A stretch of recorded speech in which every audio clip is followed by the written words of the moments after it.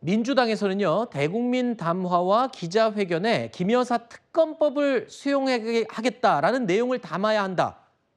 이렇게 주장을 하고 나섰습니다. 윤석열 대통령께서 대국민 담화를 한다고 합니다.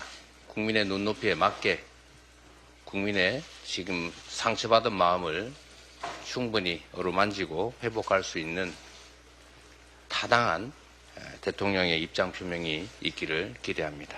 김건희 특검 전격 소용없는 대국민 담화는 제2의 개사가에 불과합니다.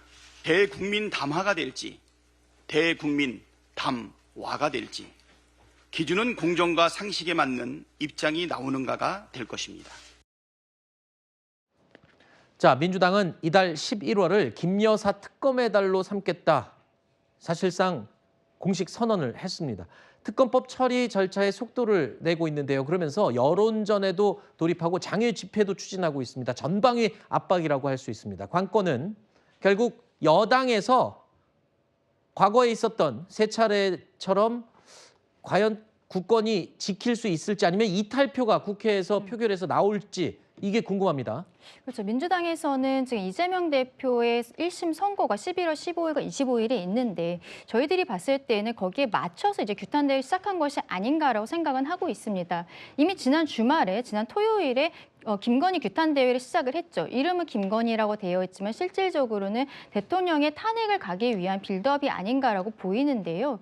결과적으로는 이제 아마 14일 정도의 본회의에서 김건희 특검법을 표결을 할 것이고 이게 아마도 대통령실에 제2요구가 돌아왔을 때 28일 정도에는 이게 재의결을 할 때는 익명으로 하게 되지 않습니까? 네. 지난번 특검 처리 과정에서 국민의힘에서 한 4명 정도의 이탈표가 나왔기 때문에 그 이후에 사실상 명태균 씨 사건이라든지 이런 것들이 나와서 민주당에서는 조금 더 이탈표가 나오지 않을까라고 생각은 하고 있는 것으로 보입니다. 네. 여기에 있어서는요, 저는 결과적으로는 대통령께서 내일 하는 담화와 기자회견에서 얼마나 진정성을 보여주실까, 거기에 있어서 국민의 의원들의 마음이 흔들리는 부분들도 있을 것이라고 생각을 합니다.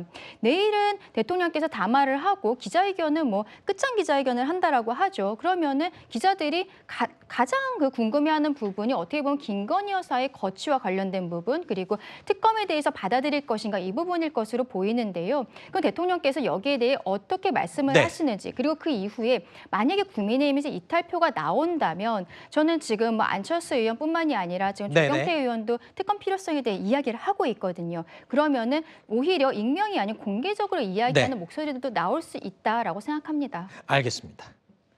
자, 오늘은 미국 대선 투표와 개표가 가장 뜨거운 소식인데 내일은 단연 대통령의 대국민 담화와 기자회견이 가장 뜨거운 뉴스가 될 걸로 예상이 됩니다. 자, 오늘 뉴스 소식은 여기서 마무리하도록 하겠습니다. 네 분 나와주셔서 고맙습니다.